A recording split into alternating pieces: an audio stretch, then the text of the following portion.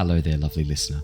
This is just a warning to let you know that this episode of Return of the Giants may contain adult language or adult themes.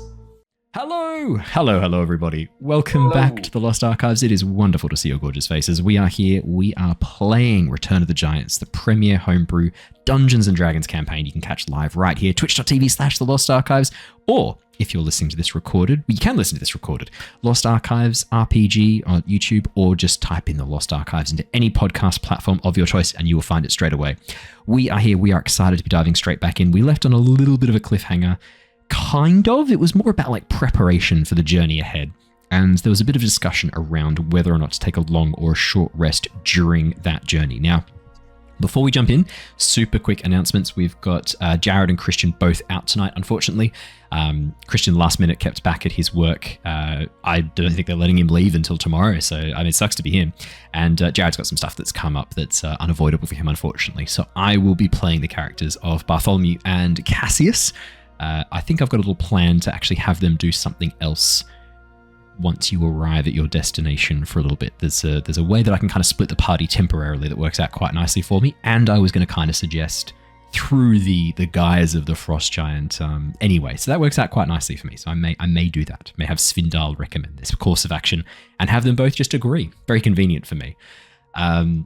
Apologies we didn't have our Tales from the Yawning Portal campaign last night. We had some people out, unfortunately. Where we are, we want to make sure we've got everyone together, getting to sort of like the penultimate moment within the journey of this particular dungeon. But I'll have some extra episodes of Esoteric Ebb coming out as well. That game continues to be absolutely fantastic. Genuinely one of the best games I've played in the last 10 years. It is so good. I am enjoying every moment of it. Brandon, I know you've been playing a bit of Esoteric Ebb as well. Have you been in... Where are you up to now? You're like day 3 or 4, aren't you? Yeah, I'm like day 3 at the moment. Yeah. I haven't played much this week, so I need to get back into it. I was going to play today, then did a bunch of life admin stuff and was like, I'll get to that one tomorrow, my other day off. So I do want to smash it out because I really want to get that Sphinx puzzle solved and go further down into the Undercity. I think you had the solution. Yeah, follow Jaw's pillar. We did talk about the solution. I think you did have the solution, but it's just the time that you need to do it. Do you remember when you need to go do it? Because you had the answer. It's just when. Yeah, you need to do it in the morning where the barrels aren't there by the side, and I need to get you pick up more cantrip so I can do the pattern. Yeah, you can't have Snell with you. You got to be by yourself. Yes. Yeah. I've got to get him before I pick him up for school. Exactly. Have you robbed his house, by the way? Oh yeah, blind. Yeah, cool. This is your companion. You're like Kim Kitsuragi. If you were playing Disco Elysium, it's like going to Kim Kitsuragi's house and robbing him blind. That's exactly what I did to Snell first thing I found his house. I was like, Snell's house. In I go. Slide a hand check. No. Yeah, that's pretty funny. When you get Mage Hand, you can also steal the chest on top of his wardrobe you can't reach, and that is excellent. Oh, yes. I do want to do that. I did see that. And I was like, why can't I touch it? Mage Hand's good. And there's a whole bunch of hidden stuff as well. I stumbled across the Gelatinous Cube, which has been lots of fun as well. I was really enjoying the Gelatinous Cube encounter. That was great fun. Oh, yep. Yeah, that's good. And I was like, what a fun way to do the Gelatinous Cubes. They'll just congregate around the light. Like, interesting. Yeah. It's so cool. But yeah, so there'll be more episodes of that coming out. We also record another episode of Minecraft to help fill in the gap as well. This will be the second last episode of Minecraft because we've pretty much got the star. So the next recording you see will have found the Aldermod star / created it, and that'll be the end of that series. If you've enjoyed it, let me know. If there's any other mod packs you want us to check out, let me know. Otherwise, I'll be moving on to another multiplayer game. I'm really hoping it's Subnautica 2, which should be launching in early access at some point. We'll find out when, shortly. So yeah, that is all the fun news I have to share before we dive on in. Let us do the recap and let us begin the session. The Tempest Adventuring Guild, a name now legendary across the lands of Nostea, is taking on the threat posed by the return of the Giants. Having headed to the frozen lands of Northgard, the team are on the trail of the Frost Giants, seemingly linked to a sudden and drastic change in the climate. First, before they made their way across to Lysheim, the island home of the Frost Giant clan led by Blodren, the team decided to investigate the Coldridge Lighthouse, the site of mysterious disappearances ever since the storm first hit the island. Making their way up, the team found many ghosts, many bodies, evidence of the long-dead spellcasters. and a staff of power that Grim could not keep his hands off. Enraging the nearby spectres, the team were forced to fight for their lives against these horrifying apparitions, seemingly linked to Cania, the level of the 9th hells, the 7th level of the 9 hells that has been opened, the portal to which has been opened on the frost giant home of Lysheim. After clearing out the tower, dealing with the angry spectres and making their way back down, the group have a decision ahead of them. The journey across the frozen sea could take them some time. That is where we left off last session. How much time do the team devote to this journey? They could use it to rest and recover, or speed their way there as fast as possible, potentially averting further disaster as a result of the encroaching storm. So, we dive back in as all of you reconvene back down at the Coldridge harbour. You can see that Svindal is there with his reanimated Frosthound that Lyra has brought back using her Myconid spores. A massive sled has been dragged along and hitched to it. You can see that this is made of a beautiful, almost like dark wood, blue silver veins of almost like this discoloration, blue and silver discoloration running through the wood. Forms this almost like frost-like patterns across the surface. It's hard to tell whether it's natural or has been painted on and carved in, but this sled is absolutely huge, and you can see Svindal is in the process of loading whale carcasses onto the sled. As you approach, he pauses what he's doing, dusts his hands off, and steps towards you, kneeling down as he does so. You are back. I saw change to the lighthouse. I noticed the light burn for a moment and then darkness once more. Are you well? You are not injured? We survived, yes. I was wanting to get it operational again until we found as what are they? Devils or demons? Devils. Demons are ravening, demons. crazy. Devils are careful and calculated. The way I remember it is deal with the devil, and that's the easiest way to keep it locked in your mind. And these were more from memory. I was just I don't know what to quite call them myself. Maybe the devils, maybe the demons. I certainly attracted them before we could blow out the lights. Managed to hide though, which was lucky. Survived, even. That is good. Well, how are you? I am well. I travelled around to find the sled had been partially buried in a snowdrift, which took some time to clear. But now that it has been rehitched to my wolf, and I thank you again for bringing back this beautiful creature. I am ready to depart. 1 or 2 more whale carcasses should be sufficient. I have prepared one for you already to hide within. I have carved out a section in its belly and frozen it solid. It should not thaw for some time. It will be comfortable enough, I hope, and secret enough to keep you hidden. No, we thank you. Well, I guess I will, do I have to open, like a slit in the belly to get in, or do we go in through the blowhole? Like, Svindal has already done that for you. All of these whales have been disemboweled and cleaned. There's no point carrying back intestines, bones, not all the bones. There's no point carrying back all the intestines and viscera across the ice for no reason. He's actually already gutted most of these whales already.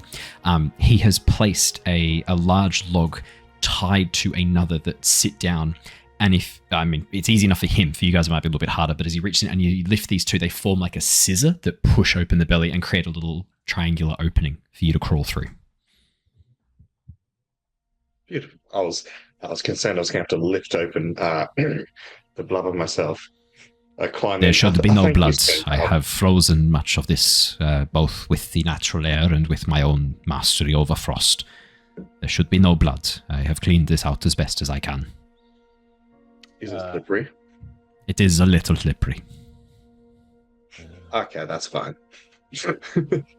I put down a little, like a blanket or something like that to sit on. Actually. Thank you for your hospitality, I suppose you could call this. We experienced some strange creatures at the lighthouse. I think some sort of devil-like creature.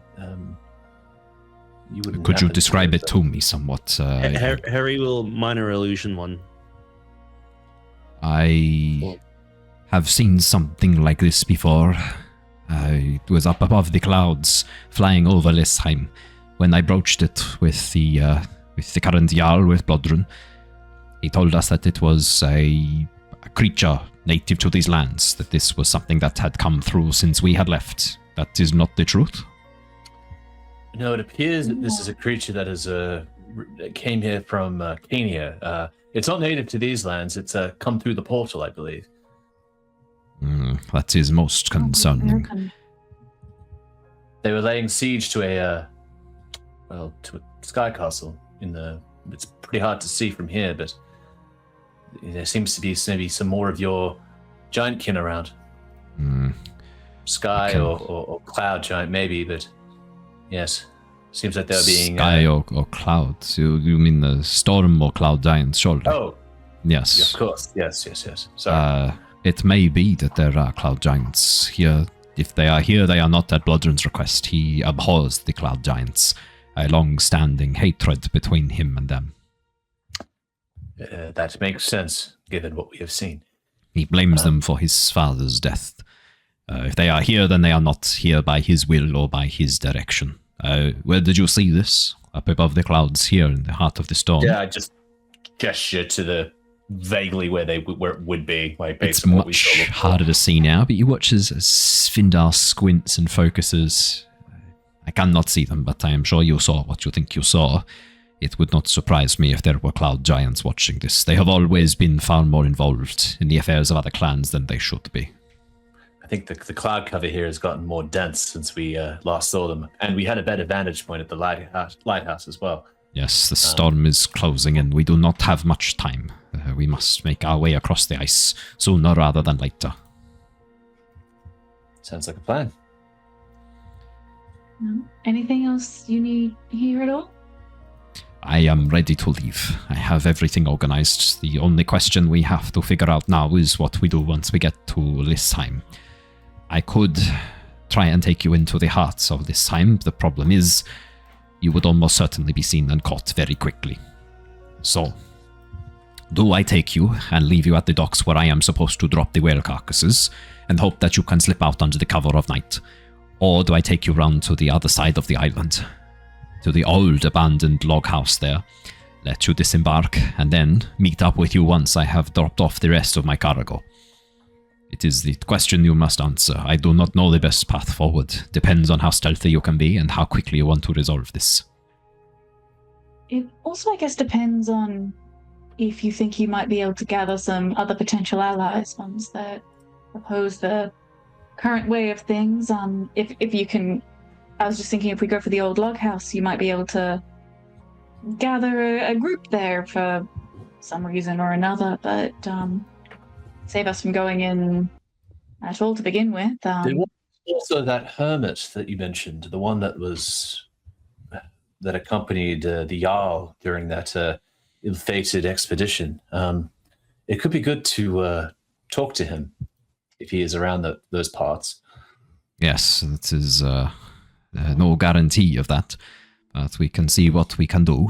Our best chance of moving through this time, if I was to leave you at the old log house to the west of the island, that would give me time to go and try and locate friendly giants, those who are amenable to our cause.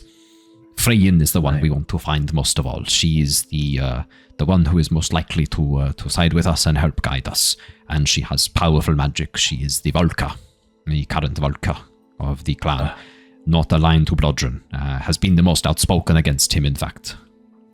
I think that might be wise if we can organize in a location that is outside of the eyes of Blodren's kin. Then we won't risk being raising the alarm too early. Yes, the good news is the island will not be as. Oh, you go. Okay. Oh, I was just saying, Asmund, once you find this person, how long do you think that will take from once you drop us off at the old log house, essentially? if I was to leave you at the old docks, the old log house on the side of the island, it would take me another 10-15 minutes to get the boat to get the sled around to the front to drop off the whales. Maybe another 30 minutes to find Freyin. If we are able to leave under the guise of going and picking herbs or mushrooms or something for her potions, then that would only be another hour to try and meet up with you, and it would give you a chance to go and find a safer spot away from the edge of the log house. It is not an area that is patrolled regularly, but it is still an area that is patrolled. Perhaps if we dropped you off there, you had a chance to find your way into the center of the island, maybe closer to the moon pool, the water in the center of the island, the lake that is there. We could meet you there. It is a sacred site for the giants. There will not be people patrolling. It is only for the Volca and her seers. Okay. Sounds like a plan. You may encounter some creatures, though. When I last left Lysheim, there had been talk of some, I do not know the word in small folk. Large creatures with white fur and large tusks. Quite aggressive. Trolls? I do not know. The word in giant is Ingrin, but I do not know how that translates. They are like bear, large, aggressive creature. But taller, more 2 legs, more like a man. Oh. Interesting. Okay. Well, yes, they are aggressive. I know there had been some that had been spotted near the log house. You may have to face them. They are not very intelligent. Clever tactics should see you well. Okay. Any particular weaknesses? Fire, for instance, or? They are creatures of the winter. Fire is always going to be a problem for them. Otherwise, their belly is not very well covered in matted fur. You can cut through. Their eyes, they are creatures who see. Take out their eyes. Not very honorable hunts, though. Really, you should face them barehanded, but I understand if you wish to use your weapons. Oh, I intend to fight them barehanded. As a man should. Oh, after our hands are made of feathers. Oh. No, he's got fists as well. I've drawn. It's always the question. Always the question of Aarakocra. Do they have 6 limbs or do they have 4 limbs? I've gone for the 6 limbs, only for they have the wings on the back and the arms and legs. But I know that's an ongoing discussion. Yeah, it's a big point of contention in the D&D world, Brandon. Whether Aarakocra have wings and hands or just yeah, it's a whole thing. Are they like dragons or like wyverns? I've gone for dragons. Wings. Man wings. Oh, like little hands at the end of the wings. Yeah, like bats. Yeah. It's always doing jazz hands. At the end of all the flight feathers, it's just a hand. Oh shit! I should. Horrifying. You could draw them like microraptors. That's what microraptors looked like. Damn! I really should be drawing Aarakocra like microraptors. Okay, never mind. We got a new thing. Oh, chat know what I'm talking about. Chat know what the word is in giant. They figured it out. Don't cheat. Don't you cheat. None of you. I'm watching you. So, I will drop you at the log house. We will have you ready to make your way inland. We plan to meet in 2 hours. You can use your heartstones to track the time. You have figured out how to have them track. How functional are your heartstones? They can track time? They can track time, yes. And location. Well, you know just as well as we know that these heartstones aren't exactly regular heartstones. Well, if you tap yours twice, what happens? Have you tried to tap it twice? I tap mine twice. As you tap your heartstone twice, you watch as the light flickers for a moment, but nothing further happens. Okay. Mine does Harry this. will tap his thrice. Oh, 3 thrice, times. Harry. Can you roll D100 for me? Ooh! 78. Automatic self-destruct sequence. Harry, you watch as your heartstone illuminates and casts light out to a range of 30 feet. Oh, That's really I've useful. 3 times now. Is that Do you do that, Grim? Do you tap yours 3 times? hell yeah, he did something that turned cool. Want to try that out?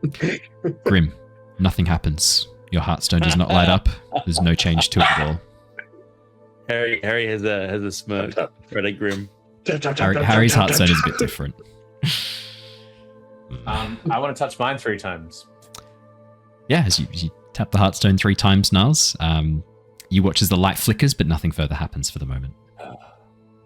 Oh, Sorry. Just to see if it's how's it? figment related. Yeah, I was just gonna the same. See Is what, the light coming from Harry's heartstone like green? Like It would be faintly green, yeah. For Harry, I'm guessing it would be faintly green. Like it's like the Pit Boy in Fallout. It's like faintly that's green exactly glow what and I'm everything. imagining. Yeah. Well, Lyra, as you tap yours 3 Harengon, times, nothing further Harengon. happens. The light flickers, but it doesn't maintain itself. So can't be related to figment. That's weird. Svindal, do you know any other things we should know about the Heartstones? Any other tap sequences? Like if I do a tap and a long press and a tap, does that do anything? There are many gestures associated to have the Heartstone perform, but the easiest way to do it is to draw the runes in the air above it, giant runes, to have it do certain things. It is how you access most of the functions, but yours do not seem to act in that way. Yours seem to act more on your instincts or something else. Yours are very weird. I do not know what has happened to yours, but the fact that I even bonded to you is already something very odd. This requires more testing. Thank you, Svindal. Yeah, I suppose shall we begin travels? Shall we get cozy? Alrighty. As you climb on into the belly of the frozen whale carcass, there is a smell. It is faint, but it is the smell of meat and blood. The whale is very cold inside, Svindal having done something with frost giant magic to freeze it. And those of you who have a passive perception of 15 or more can see a rune etched into the blubber in the roof of the whale's stomach. A rune that is emanating cold from it to keep the meat frozen, has been drawn in. It is cold. It is dark. Oh, well, actually, it's not dark. Everything's cast in a faint greeny glow, which actually offsets some of the red meat, turning it into this much darker, almost greyish colour as the green and red reflect light a bit differently. Because green light on red flesh makes grey, which I guess would make it a bit less horrifying being in there. Just a touch. Kind of remove some of the horror aspect of the flesh that you are currently seeing. But yeah, it is cold, it is dark. Only the light from Harry's Heartstone lighting it up until you watch as Cassius flicks his flint and steel together and soon lights up a torch that he then jams into the whale's blubber. Actually, Cassius is pretty clever. Let's roll. Yeah. You watch as Cassius spends about 10-15 minutes inside the whale, rigging up some string and melting part of the blubber, and then running it into the torch so that there is a constant drip of slowly melting fat to keep the torch burning at a really consistent rate and creating a nice sort of almost like a fresh cook, like some of a barbecue when you've got like a leg of lamb roasting on it, that sort of like really like warm, hearty, meaty kind of smell. Yeah. I'm thinking how much putting down. We're not going to suffocate in here with this lit torch, right? Probably not. 2 seconds, sorry. We've got some puppies doing bad things. You're not going to suffocate. There are cuts in the flesh that are allowing air through. That was horrifying. I was like, "Oh, we're gonna suffocate here," and then it's just like, yeah. Do you want to know what that was? They've both got a Kong. And they decided to swap Kongs, and then Lumi decided she wanted her Kong back, and Teddy said, no, we've swapped. And it escalated from there very rapidly. They're both fine. They're both just looking at each other. Clearly, Lumi's like, I don't want to share this anymore. I'm just going to throw them out. I'll be 2 seconds, so it's just the two of them in here and no more food. Effort. Talk amongst yourselves in the meantime. Well, So I you mean, Mint. You want? like, other than the odd long rest here and there, like, I guess the party sort of hasn't had that much time just to sort of So, how's things? Yeah, how's things? Jesus Christ, is that all you got to in the 3 seconds I was gone? Fucking hell. Small talk. There's the feeling of vibration through the whale as Svindal takes off there's the rush of wind for a moment, and then you watch as with the whale carcass partially opened, you can see the landscape rushing past. He's left that wood partially ajar to leave like a meter high, probably 2 meters wide triangular gap to be able to see outside the carcass of the whale, and also to provide air. You're not going to suffocate in there, despite the screaming of the many ghosts that live inside the whale's stomach that you can hear. So, now, this is what I need to know. Are you doing a short or a long rest? Svindal will take a longer route if you wish, but it's up to you guys. Then I attune to this staff on a short rest. So I know we Googled last time. I thought it was a short rest. It said you can spend a short rest to attune to it. I'll double check. I think you can attune on a short rest. I'll see what the new rules are. My understanding was you could do it on a short or long rest, but I'll double check for you. Yes, you can. Harry's votes to go there as fast as he can, but I mean, Harry's got resources, although he spent one because, yeah. Anyway. yes, I think Larry's probably the only one that would sort of benefit from the 4 hours instead of 3. Like, and I'm like, oh, fine, I'll just sort of get into the thick of it and swing the stuff around. Nothing I can't handle. Would Lyra get anything from a 3-hour rest, which is 3/4 of a full rest? Nope. Okay, with asking. Yeah, nah. Unfortunately, I get very little back on a short rest.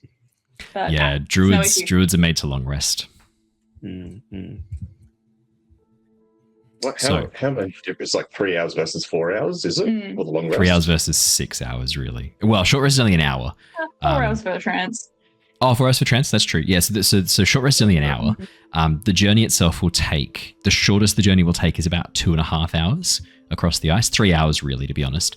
By the time he parks in and drops you off. So then, yeah, the question is, do you want to try and extend that for the extra hour or keep it for the 3? I think it's only Lyra who gets stuff back on the 3 or on the 4 hour. The rest of you would need the 6 for the long rest. So it's up to you guys. I think just sort of max speed. I think the storm's sort of closing in probably at quite a rapid clip at the moment. It is moving closer and closer. Alrighty. Yeah. Short it is. I'm not too bad for short. Yes. I'm good for short. Grim, you may attune to I don't have all my these. spells back, but I get a few. You may tune to your staff as well. That'll unlock some stuff for you. That starts off with full charges, so you've got all those charges to spend on those spells if you'd like. Woo! And while you are in possession of that staff, that zone of warmth emanates from you up to 60 feet away to you and your companions, to avoid the unnatural cold emanating from Cania. So good. 6 feet radius warmth. Beautiful. It doesn't emit any light. It's just like a warm circle. Think of it as more like controlling the temperature. It's a staff that can modulate the energy of the atoms around it by generating cold and draining the heat from it, but it can also prevent the unnatural cold that is emanating from this portal. It's more like it keeps a consistent temperature around it. It's still cold. It's not like warm. It's not like 30 degrees. It's just not minus 50. It's like 0 degrees around the staff. So the effect is a warming effect, but it's more just like controlling and keeping the temperature consistent in this local area. Is the best way to think of it. That's good. So it's not like it's melting the ice of the... it won't be melting any ice. No. It's not warm enough for that. Gotcha. And it's certainly not warm enough to do, to damage cold creatures or things like that. That's not quite how it works. Beautiful. I think if I can, might just be sort of, I'm assuming that the rune that's carved into the whale sort of keeping it all frozen enough that it's not getting slushy and gross, but if it looks like it needs help, I'm going to use sort of a bit of shape water to just try and rephrase the layers sort of as needed. Can I write down this rune as well? Now that I see you looking at it, just to note down what kind of rune it is or whatnot. Yeah. So I think Lyra said she'd done that before. Could I get from both of you an Arcana check, please? Sorry. No, it's okay. You've got time. You've got 3 hours. So yeah, could I get an Arcana check from both of you to see how well you do? Oh boy, that's a 7 from Lyra. Lyra, you do your best, but I mean, arcane magic's not your strong suit. Certainly not arcane magic in the giant runes, which you don't speak. You give it your best I don't even go. know what way's up. No, it's fine. I've just seen Look that at your note in the thing. It's like you say something that I say the same thing back again. Grim 17. You do a better job. You trace the rune as you write it into your notebook, or into your spellbook, because you record this giant rune. The rune itself is made of these sort of 3 vertical lines joined by this sort of arched horizontal line kind of snaking between them. You don't know what it means. You're assuming it's got something to do with the temperature control in here, keeping things cold and frosty. As you draw it in your notebook, for a brief moment, you feel your heartstone vibrate for a second, and you watch as frost, the tiniest little bit, grows around the edges of the rune in your notebook before melting away into nothing. Oh, now that's interesting. Lyra, did you get this too? No such effect. But then again, I don't think I copied it down right. You look over at Lyra's like stick figure version of it. It's fine. Oh no, it's it looks like a lovely. Stossie. It's not you. She's drawn the universal S in her notebook. I hand Lyra my pen. It's just the pen you're using. It's not quite apt for intricate runes of sorts. Here, try this, and I'd like to try and help you jot it down properly from memory in your book. As you go through it with Lyra, the same thing happens again, Lyra. Under Grim's tutelage, as you draw the rune out, for a brief moment, you feel your heartstone vibrate, and you watch as frost curls around the edges of the rune for a second before vanishing. Something about this. You know the giant runes have power. You know they are linked in some way to the magic that the giants wield. This is the first time you've kind of seen it in action, that you've been doing it, though.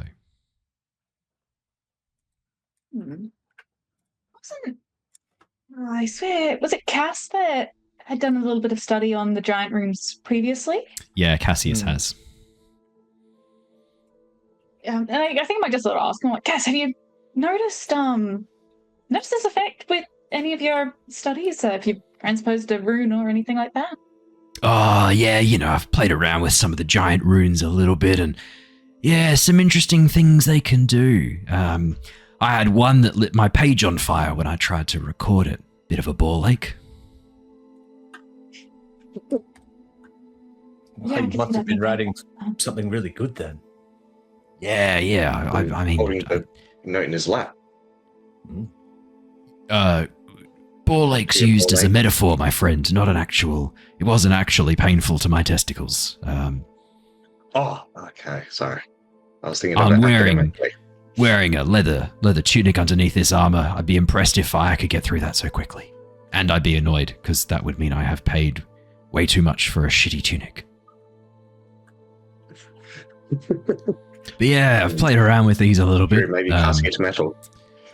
I can't cast heat metal. But yeah, I've played around with these a little bit. It does seem to be... I mean, the stories always said that only the giants could draw forth the power of the runes that they wielded, but I've had some stuff happen, and some of my colleagues have as well. It did seem to come easier for me, though. There's something about the mindset. You gotta be in the right frame of mind. You gotta channel magic as well. Got to be used to the channeling of magic. Personally, I think it's got something to do with implement embedded in your body. Yeah, I'm thinking. Well, I always assumed it was my enormous giant hand here. As he holds up the cestus made from a giant forged that he has repurposed into a prosthetic arm. Yeah, I found it was much easier when I drew with this versus my flesh hand. Yeah. Yeah, I'm not going to call it a flesh hand anymore. Yeah, I think you should work on the phrasing, my friend. Sounded better in my head. Yeah. Yeah. Oh, there's nothing wrong with flesh. Well, this is interesting. This means that there is something we can do with these runes. I just need to figure out what enables it. How do we beef it up? I'm always wondering if we could forge a bunch of arrows with the reverse of sort of the giant rune embedded in it, somehow heat them up, and then if you fire them from the bow, it brands them with this giant rune that does some cool effect. I'm just getting inspiration from the... What if I embossed a pair of knuckles and I could put them on my hands? Exactly. Oh. Here's my thinking, and here's the only problem. I love your thinking. I'm a big fan of tinkering with fun magic items. I love that shit. My concern is that they would immediately, if you like emboss, let's say you did the rune for fire, which I did have written down in a notebook before it burned the page. If you did have that embossed on the knuckles, it means the knuckles would always be really hot. You'd have to find a way to transfer the rune to the creature you wanted to set fire to. Could you put a fire rune on one side and a cold rune on the other? Oh, I don't know what that'd do. Like reverse, like a coin. I don't know. I honestly haven't tried that, actually. It's a good idea. Can I try drawing the rune like mirror imaged, like sort of as if you were sort of like making like a stamp kind of thing? Like if I draw it flipped, does it still heat up the page? Yes, I need to know what do you think this rune would do? Because intention is really important in this as well. For those of you who are big fans of the novel Elantris by Brandon Sanderson, you will immediately recognize a little bit of how this giant rune magic system works. Intention is really key as well. Your understanding and intention. What do you think the rune will do when you draw it? Well, I mean, either it's not going to do anything, or the opposite of cold is heat, I guess. And like, sort of, just before I do copy it down, can I sort of lift up the page of the notebook that already has the frost rune written on it, flip the page over, and trace it, and then hold it up to the light? And can I just sort of show Cass, I'm like, just to make sure is this the fire rune, like looking like this? Yeah, I think that's pretty similar. Something like that. Oh, we could do some really fun stuff with this somehow. I rolled for this, by the way, and Cassius rolled well. Yeah, it looks pretty similar, I reckon. About the same. He rolled well, or he rolled ... well? Well, It's certainly one of the rolls Cassius has done. He rolled. it was a roll. It sounds like something Harry would say, to be honest. Yeah. Good enough. I guess the only other thing, back on the brass knuckles sort of idea, the only thing I could think of is if we somehow managed to get our hands on the same tattooing that they use for the magical tattoos, use it like a giant stamp. What a good idea. Stamp it on them? I don't know. Well, I feel like maybe we could swing that idea past Inkstern when we back at home. It could be fun. I don't know how plentiful magic tattoo ink is. I feel like you stocked up her supplies quite nicely with your foray to the Underdark. Yeah, well. If we find a bunch of time up our hands, we can probably, go back down to the Underdark. Revisit some of the friends. You've got interns for that. Send an intern. You guys don't need to go back down there. Yes. Well. When we do get there to the abandoned longhouse, is the plan going to sort of be just start, hope that Finwell gives us sort of a direction of go north and off we trek? Well, I was thinking this. We do need a bit of a plan. Bartholomew, you've been rather quiet. You've been thinking things through. I've just been trying to pray to Meloran. I just thought it was worth maybe letting her know what we were doing, what we were planning, and with the devil that we saw flying overhead, I thought it was best if I spoke with her and tried to let her know she had been... I had seen her fighting with those things before. No answer yet, unfortunately. Well, I'll let you pray a little longer. And perhaps I don't think there's much. I don't think there's much more. She's clearly busy. Well, I think an outward attack on the frost giants was probably not advisable. I don't think we'll have enough numbers, and as much as it sounds like we have allies, it won't be enough, I don't think, to combat Blodren's forces. He still has the advantage. The problem is if we launch an assault coming in, I'm trying to do Bart's voice, but it's just Christian's voice. And I don't know how to do at least with Cassius, I know that I got a little bit to work with, but it's a bit hard. But I'm like, how do I differentiate this more?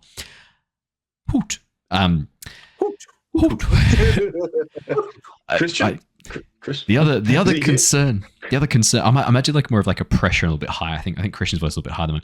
The other concern I have with assaulting the beach is that potential allies might be turned against us if we're there launching an attack on frost giants. Surely that will make them see us as enemies, and it's very easy for them to spin a narrative of us as invading forces.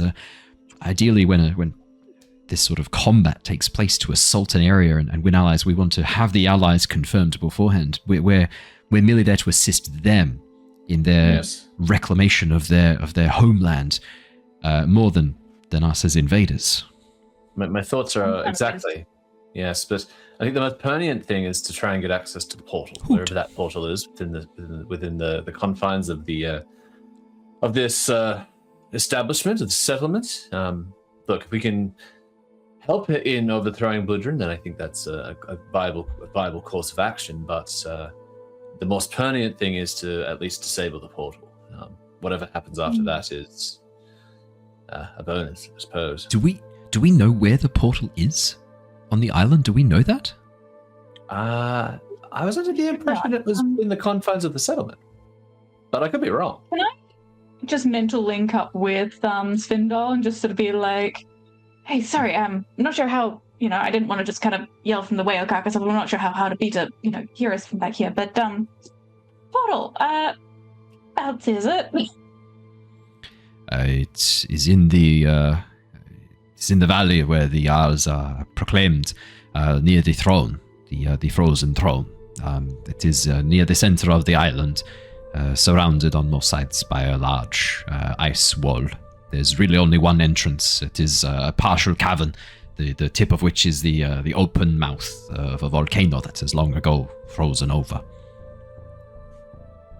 Are there any, sort of tubes or other caves or anything? Maybe no, it is designed. It is designed to be a place of great power for the Jarl, a place of solitude for them to think over problems that they must solve for their people. It is a place that ideally the Jarl is meant to be exposed to the elements, to be able to see his people and be able to see their people, and be able to think on what must be done to solve a problem. It is designed as a place of isolation, designed as a place of safety and sanctuary for the Jarl. It was before Blodren. He may have made changes to the room. I have not been in there since the time before we were banished from Nostea. Is it? I'm going to assume we're all kind of linked. I'm happy to allow that. Yeah. Yeah. Are we? Is it? Do you know if it's guarded? It will be heavily guarded. Yes. It would be, if your plan is to go straight there. I will tell you now, you are better off just diving through a hole in the ice and allowing your bodies to freeze in the ocean. It is a far kinder, far quicker, far more pleasant death than assaulting the frozen throne just as you are now.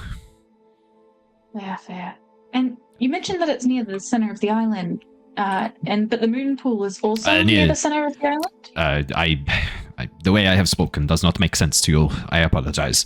The center of the island is heavily laid up. It is an enormous mountain. The moon pool itself is down on the southern part of the southern part of the shoreline. The island is not a perfect circle. It is more of an ellipse. There are like two centers. One is the top of the mountain. The other is the bottom of the lake. They form almost like I'm not sure what the word is. We call it a duality. It is the nature of things. High and low, mountain, valley. It is a giant thing, but it is a sacred spot. Both are sacred spots. One for the Volca, one for the Jarl. Imagine them like eyes in the center of the face. That is where Lysheim comes from, the frozen face. Okay. And yeah, I think back to the original plan of try and get to the moon pool and hope that I forgot her name. Freyan might have some ways of perhaps trying to gather some allies for us. Unless we can somehow find the witness wandering around, but cross that bridge when we come to it. You can certainly try, but your chances of just stumbling across him are very low. He has been an outdoorsman, would be the best way to describe it, a hunter in the wilds for a very long time. If he does not want to be followed, and cannot imagine he wants Blodren's people to know where he is. He will not be easy to find. It would be better for him to come to us. It may be that we have to deal with Blodren first, before he even makes an appearance back at the port of Lysheim. That would be enough to sway the other clans. Blodren's faithful there's no point trying to sway them. They will not change their minds. They are sworn to him in blood. We will not change their minds. I mean, Svindal, you know the Frost Giants better than us. If you were to try and approach this, how would you do so? The honourable way would be to march in and challenge Blodren. For me to do so, to challenge him for the leadership of the clan. Blodren is not honourable. He will not honour this. He will have me killed before I cross the threshold. Which means we must act in a way that is not natural for me or for my people.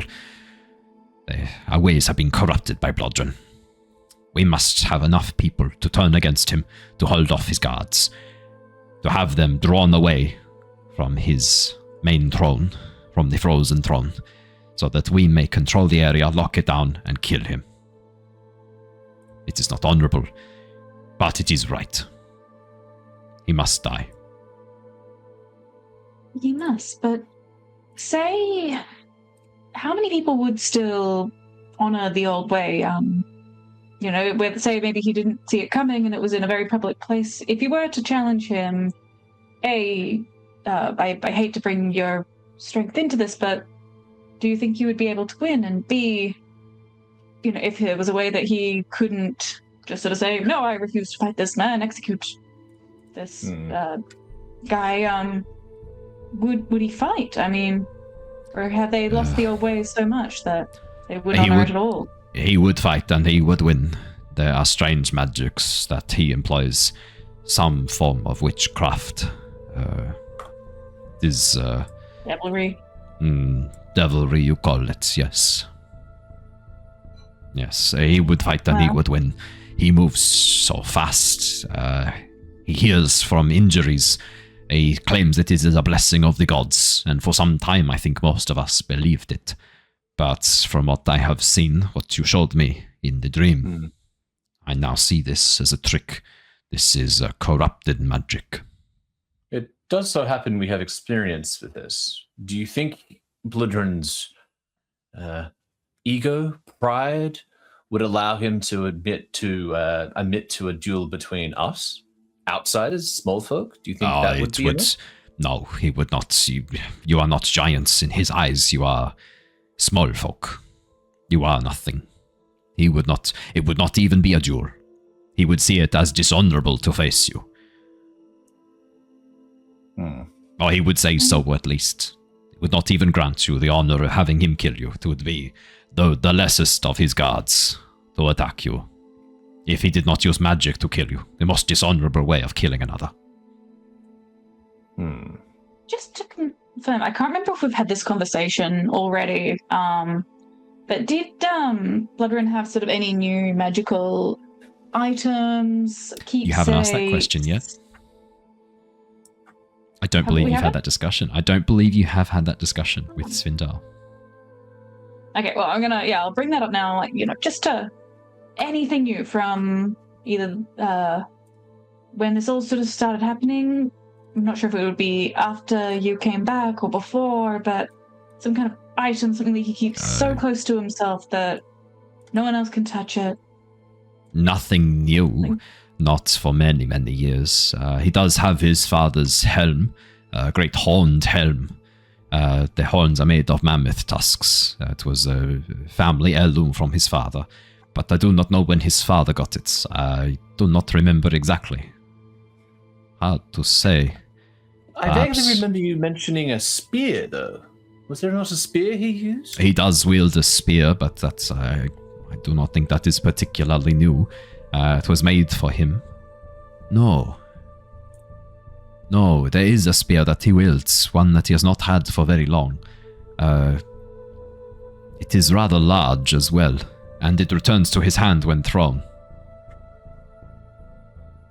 Sounds kind of magical, in my opinion. It would be magical, yes, but it is not unusual for giants to wield magical artifacts. My axe is magical, my boots are magical. My cloak is as well. They're all enchanted with giant runes. Frost giants are quite good at enchanting. At least types of magic, the more natural forms of magic. If you're looking for higher magics, as the cloud giants would call it. Assholes. That's a pun on their part, I'm sure. I'm sure it is. They would be that type of people to do it. You wouldn't happen to know anyone that, someone that isn't an ally of the Blodren, that might have some sort of expertise when it comes to enchanting? Say if we could cast, say, magics, that if they could perhaps make an enchantment version of it. I'm thinking if we might be able to reveal Blodren or his item for what it is, of devil origin, that might be enough to snap everyone out of it. I mean... we could try. My fear is that these people serve Blodren because they are loyal to him and loyal to his father, not because they are enchanted or ensorcelled. These are people who have followed him. I mean, members of his clan would not care. They are fanatics. Those who have served his father had already rejected the rightful rule of the Jarl, the previous Jarl. If they are willing to overlook Jarl Ulfric, to turn against the King of Kings, the Jarl of Jarls, they have already given up any sense of honor. They do not care. What Blodren says, they will do. You could reveal this, and this may help sway some people to our side, but I do not think it will sway enough to make it worth doing in public. The danger. You may in fact lose people unwilling to fight with us if they understand that he is wielding some powerful artifact from the Hells that might actually work against us. I think, unfortunately, as much as I hate to say it, I think our best chance is to get rid of as many of his guards as possible, and then attack him when he thinks he is safe. It is cowardly, it is irky, but I see no other way. I mean, we still have the wolves as well. They did say that they would assist us. I would prefer you do not invite them over to the islands to give them access. They will not discriminate between friend and foe. We were going to. No, we did. Yeah. These are wild creatures, the wolves. You think they will listen to you? You can guide the wolves and have them fight on your behalf. Only those who are of danger to us. I believe we have perhaps helped some allies enough that, and shared intentions. They, for the most part, want the Frost Giants not to be here, but the portal is causing issues, I believe, for them, wasn't it? They don't like the devils being here. They also don't like the devils. There's a mutual arrangement that I think could be made. The enemy of my enemy. Correct. Although it does raise an issue, though. If we are to mark, that was the plan. We were going to mark our friends with tallow, correct? It would mean that your witness, if he does not come, he may be vulnerable to the attacks from the wolves. Which would be problematic. I would not be worried about him. He is a skilled hunter. He can take care of himself. If he dies to a wolf attack in the woods, then it is harsh to say, but he has grown too old and is no longer of use to the tribe. I mean, it's one thing to die to a wolf, it's another thing to die to Fenrir, the mother of all wolves, but I digress. What did you call her? The wolf mother, Fenris? Yes. You say you have an understanding with this creature. Multiple conversations. Can have an understanding with a creature, such as her. She's smarter than you give her credit for. It is not her strength I am concerned about. She is an old creature. An ancient creature. One that is hungry, has tasted blood before and wants the flavor once again. I would be careful trusting her.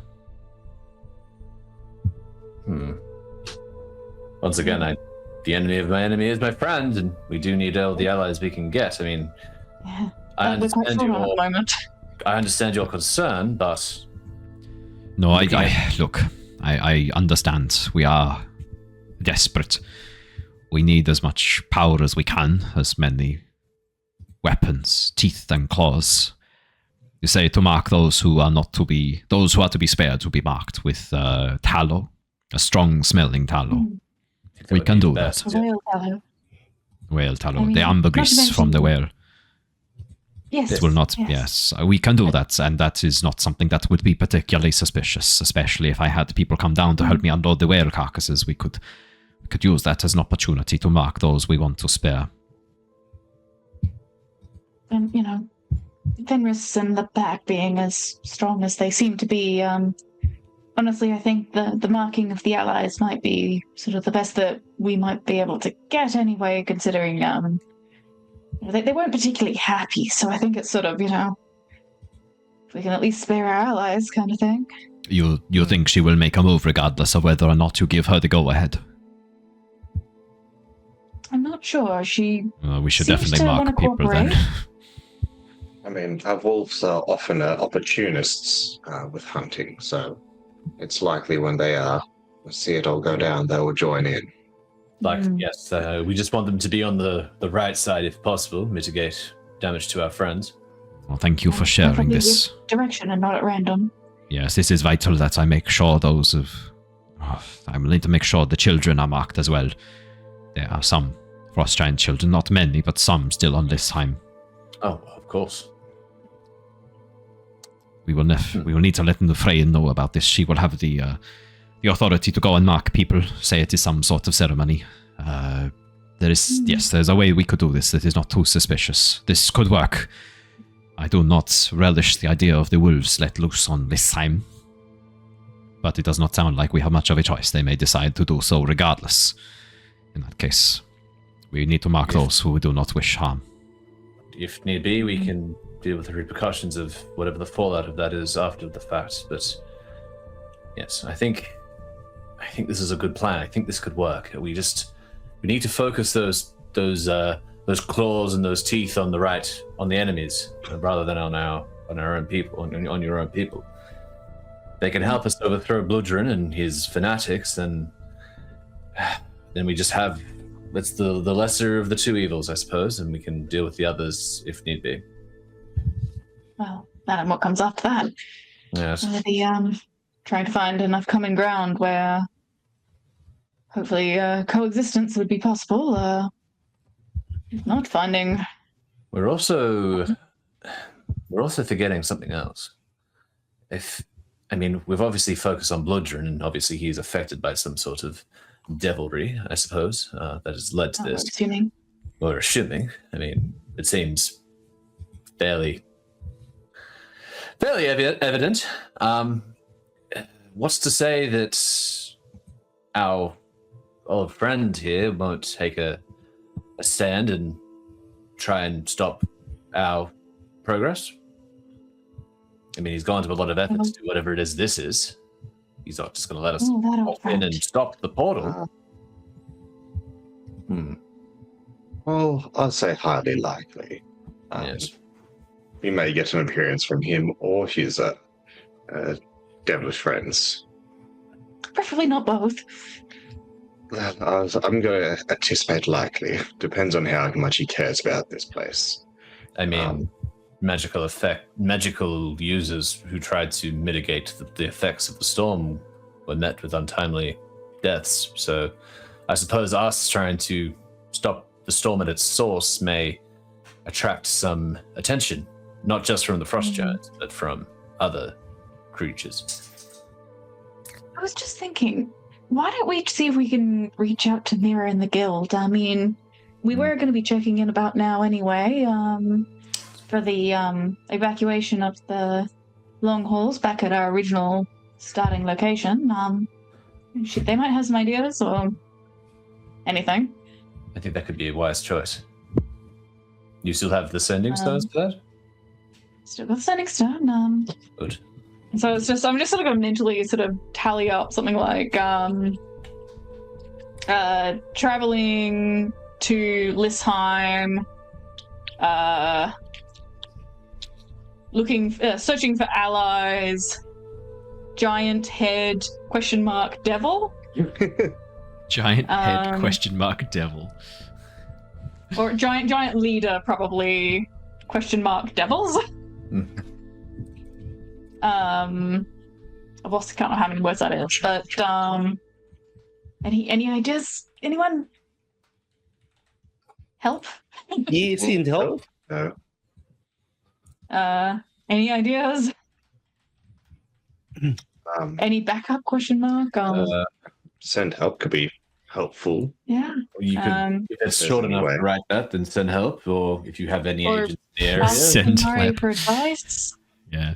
I mean, does it help if I could create a teleportation circle back to one of the towns, if that's of any use? But I feel like that's something I need for us to secure if we need to get out.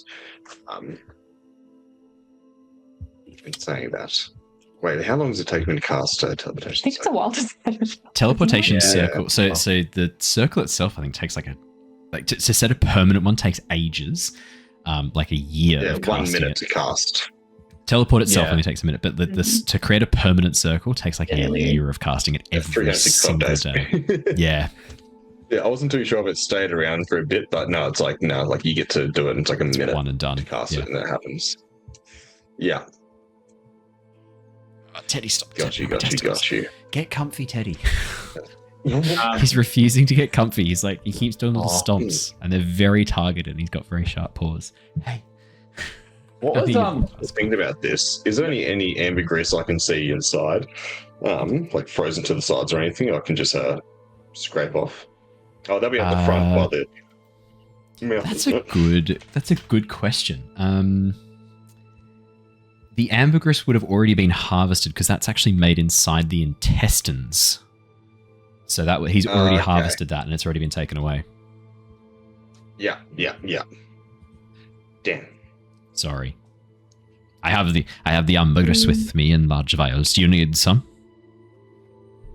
Well, I thought it'd be nice to have if we all had a small collection of it, in case we meet someone we need to protect from the wolves as such. It's best we all have a little than none at all, if that makes sense.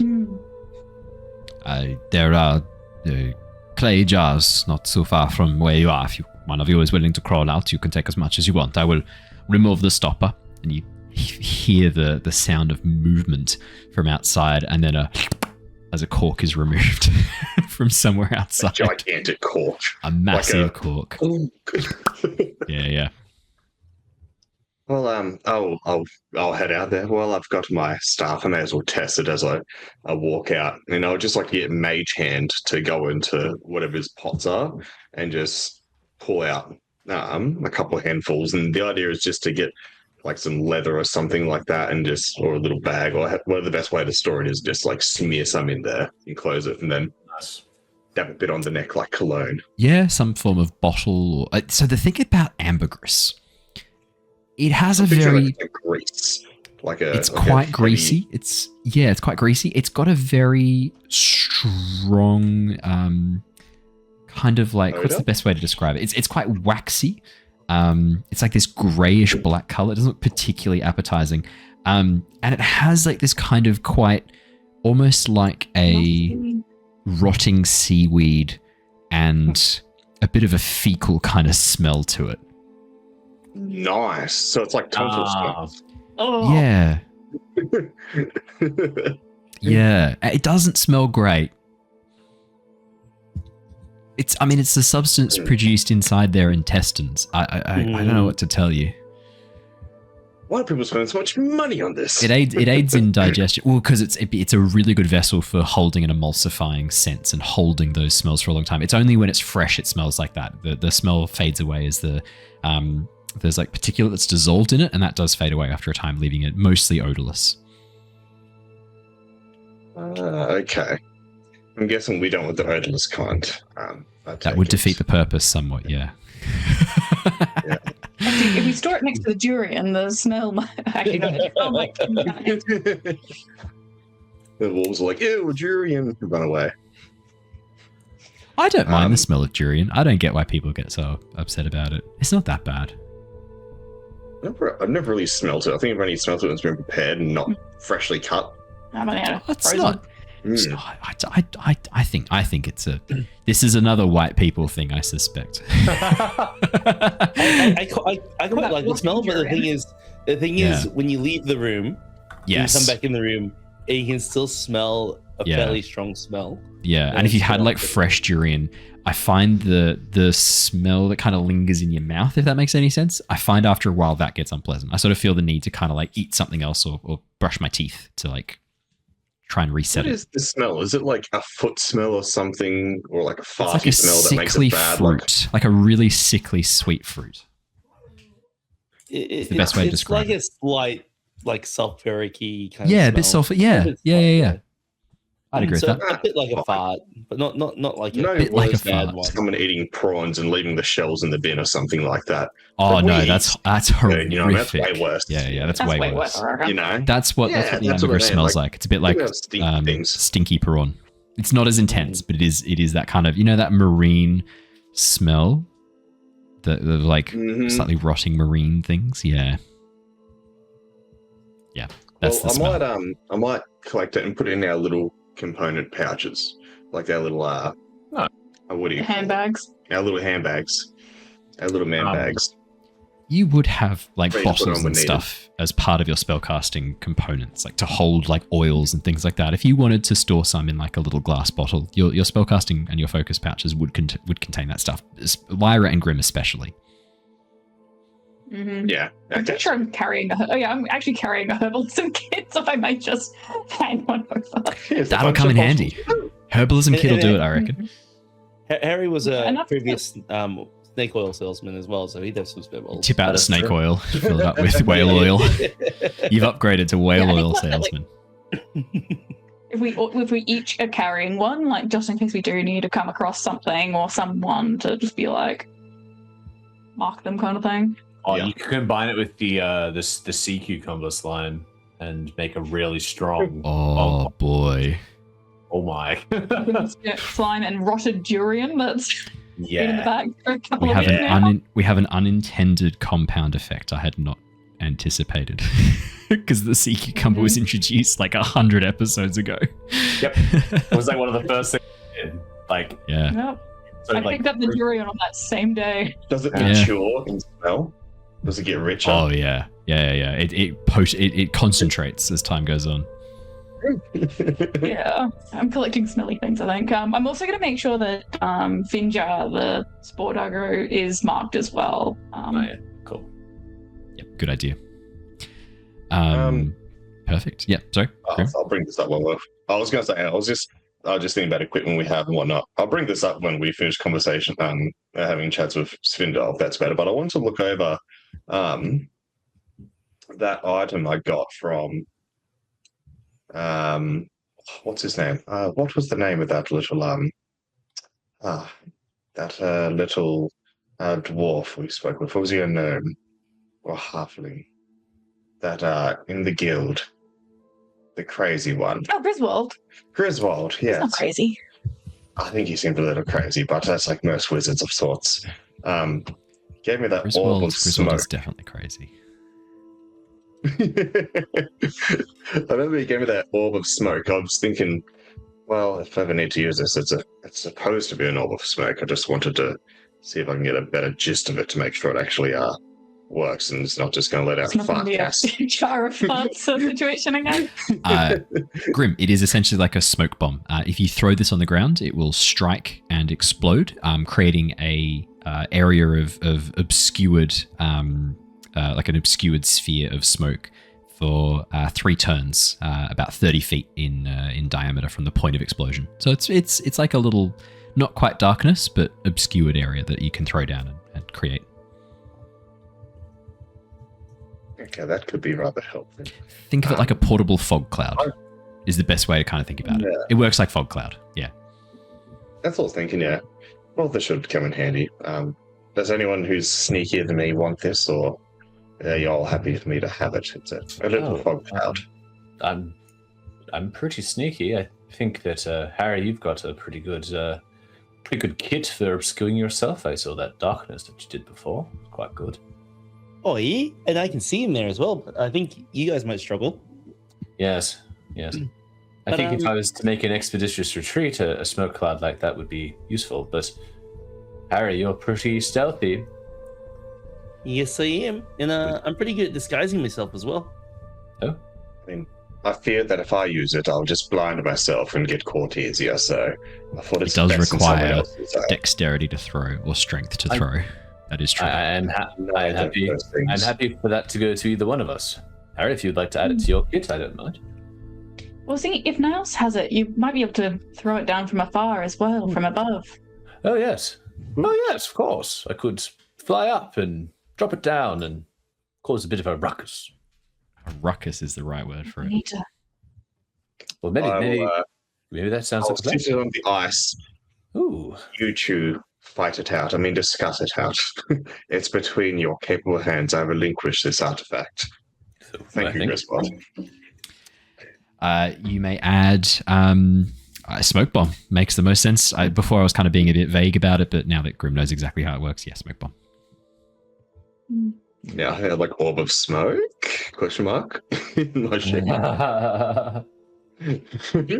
One last thing, just sort of like while we are sort of talking to Svindal, I did want to ask as well. One is, how obvious is the sporing effect on Finja? Is it something that everyone would notice immediately? Will everyone look at you strangely if you rock up to the docks without a dog pulling the sled? I would not be able to rock up to the docks without one of the wolves pulling the sled. It is rather heavy already just with one. This has been a much longer journey than it would have been with 3 or 4. I am also standing at the back and mostly pushing with my legs every so often. That's the sudden jolts you feel every moment. It's the Svindal also pushing off with one leg. It's like a proper like dog sled where he's at the back standing on these 2 platforms and the dogs are at the front. This would be, I do not know how obvious do you think it is to see. I think it could be okay, but I do not know. I was planning to cover her in snow, to cover her in frost and ice, to make it look like she was partly frozen, maybe. That would be an excuse to get her somewhere warm and away from others. Harry, you have a disguise kit, don't you? It's got... I thought I did, but it's actually a forgery kit, my mistake. Well, there goes that idea. Yes, I think the snow might be the best bet we've got. Yes, unless Bart might have one or Cass, but other than that, and then can I just kind of like have a bit of a look and just sort of be like, okay, how obvious is this? Like, how obvious? Yeah, as you look over, I mean, there are sections where the wolf has suffered damage from your blows, from your magic, and the flesh that is revealed there in those cuts and burns has been replaced by these twisting branches of mycelium tendrils. Lyra, it's not obvious given the twisted form of the wolf already. I mean, these creatures were once hounds that had been twisted and warped to become more devilish. This could just be a more pronounced effect of that, but anyone who looks closely is going to see that there's something wrong. And the major thing they're going to notice is that this wolf is not breathing. It's not going like panting. It's not really moving much at all. It's a plant now.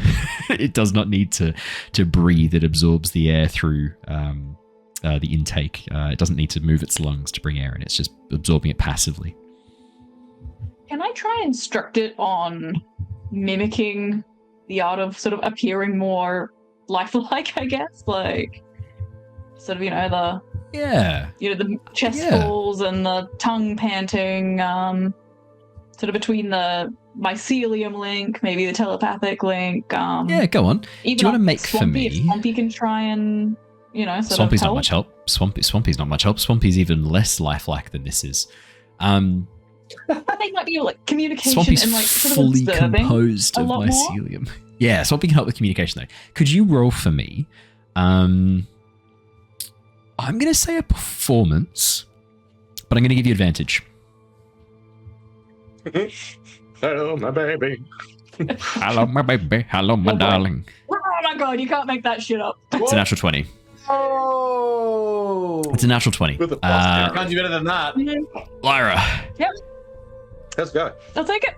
There's something as soon as you make the connection and begin to commune with the hound, all of you watch as once again as Lyra summons Swampy to help with this. Swampy rises out, and again that crown of mycelium and brambles and fungi begins to grow on Lyra's head. It is a little unnerving. Lyra's voice begins to resonate with this almost song-like quality.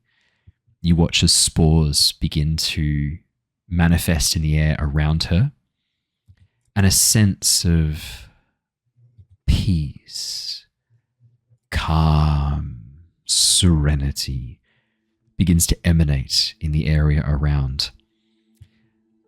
For the next 30, 40 minutes as you spend time instructing this creature, everyone within 40 feet of you, Lyra, is under the effect of the bliss spores, the ones that give you this kind of like sense of like calm, cool, and chill. This like, yeah, it makes it. It's almost like a little bit high right now. Yeah, kind of. Yeah, the bliss spores are the ones that the Myconids use to kind of like suppress aggression in creatures that are in their circle. And I mean, your journey, your revelation as the little sovereign, that seems to be continuing, Lyra. And as you communicate with the wolf and pass this on, the message is understood. You watch as it begins to move much more lifelike. The mycelium that's growing in those gaps begins to grow small hairs to replace the fur and the replace the matted fur. You watch as it actually begins to knit and pull flesh and skin together to create this illusion and finish it to the point where, I mean, it's almost indistinguishable at this point. The only reason you know what it is the connection you have with it. For the others, it looks like a normal, healthy wolf, the way it pants. You watch as the fungus even uses some of the leftover moisture in the body to have drool collect around the mouth and slowly drip. It's brilliant mimicry now that is being done. And as that finishes, Lyra, you feel strange, tingling in your fingers at first, and as you look down, you watch as tendrils of mycelium begin to move underneath your skin, twisting, turning for a moment. That sense of connection to something far greater than you grows in strength. And then I don't think she's against it. Like, I think she's just sort of very embrace like, the spores. Yeah. I feel it in my fingers. Yeah. As you watch Lyra, you see these like almost like veins wiggling underneath your skin, little tendrils of mycelium that are now growing through your flesh, moving throughout your body. And that's when you hear the voice echo in your mind, rising and falling like a song, quiet at first and then loud.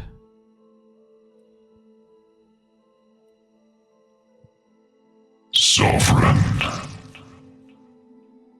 I see you, Sovereign. So I haven't yet fixed Brandon's. But all I heard was song. Yeah, I heard sovereign too. That part Sovereign, I see you, Sovereign. I think I might try and reply down that same sense of sort of how I was feeling or hearing it in the first place. And so while I cannot see you as of yet, I hear you. I sing to you. I hear you answer. What are you?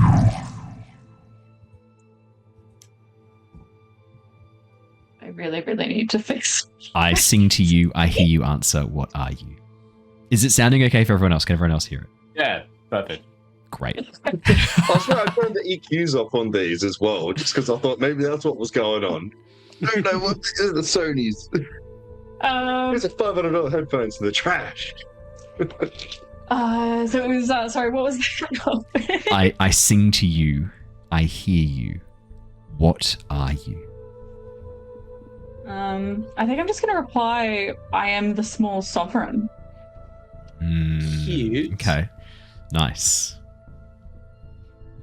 And then maybe who or what are you? Or where are you? All of the above. Your song. I have not heard it in an age. I am the roots that bind. I am the mold. I am the decay of all things. I am.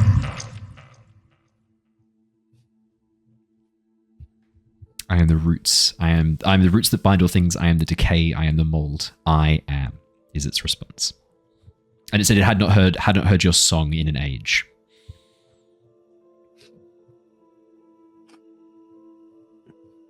I guess I'll ask, are you the source of the mycelium?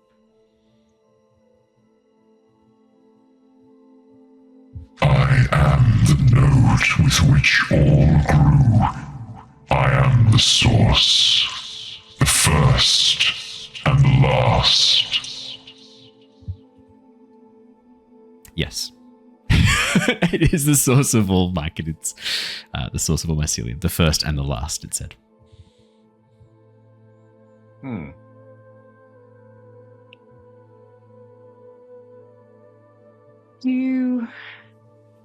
I want to...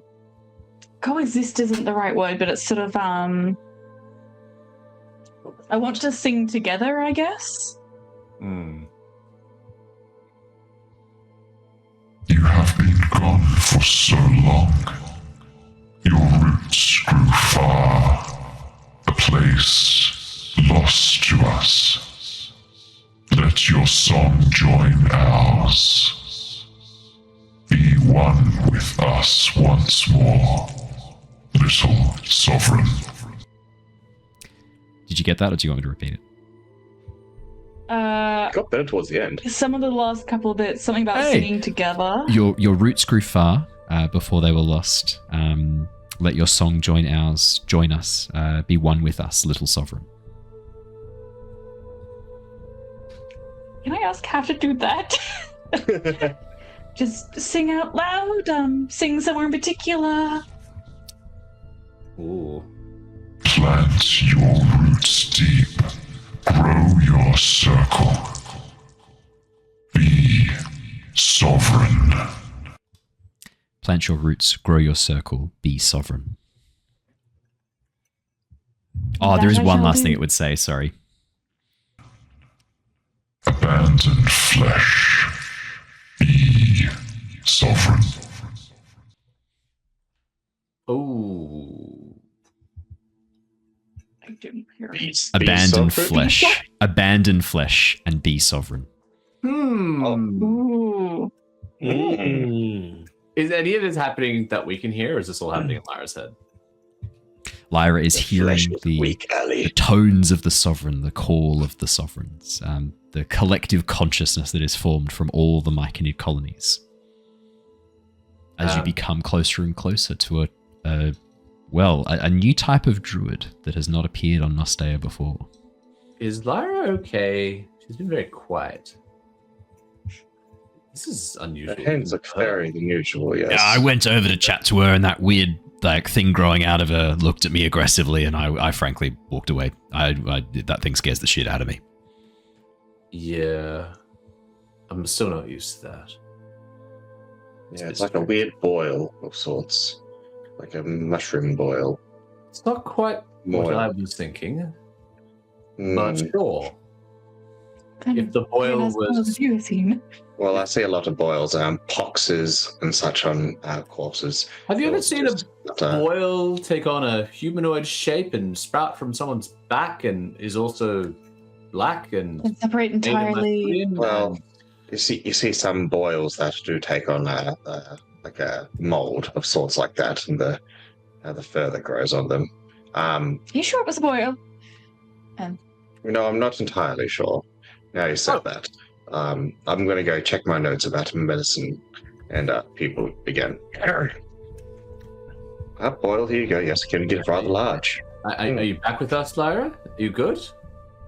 Yeah, no issue. I was patching up Finja, seeing if I can make him look slightly more lifelike, so that to draw less suspicion for Oh, he looks positively. I gotta look over at the corpse mushroom dog that looks passable now. Not anymore. Not even passable. It looks like a living creature again, Niles. Whatever Lyra's done, it is unbelievably effective. You can see fur has grown. The fungus has grown its own version of fur, or has taken it from other parts of the body and pushed it through. It's very well done. Weirdly well done. Like the fuzzy fur that comes on bread or something like that, the white fuzz. That is actually much better than not to doubt your skill, but this is marvelous. You've done a great job. Yes, no, I've definitely outdone myself, if I do say so myself. No, congratulations are in order. There's that lion's mane on the side that's beautifully blended in. Yes, nice. I had some help, but I honestly couldn't tell you what it's made of. I'm trying not to think about it too much. Is it toxic?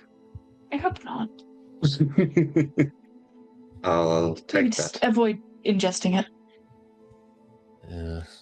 Okay, for now. But and then weird voice, but not in the other kind of weird voices that we hear sometimes. Not the Cloud Echo or the Shana, or I'm pretty sure it wasn't related to the Dark Hunger or anything like that. It said it was the original myconid, or the original spores, the original mycelium that runs through all. Wait, like a weird chat, not gonna lie. Like a source, or I guess the first. However that happened, but